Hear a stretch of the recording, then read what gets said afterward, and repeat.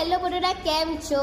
Eva મોલમાં ચાલી રહ્યો છે સ્ટોક ક્લિયરન્સ સેલ. તમારા લોકોના હાઈ ડિમાન્ડના લીધે જે સેલ 26 થી 30 સુધીને હતો એ જ એક્સટેન્ડ થઈને 1 થી 2 ઓક્ટોબર સુધીને કન્ટિન્યુ રહેશે.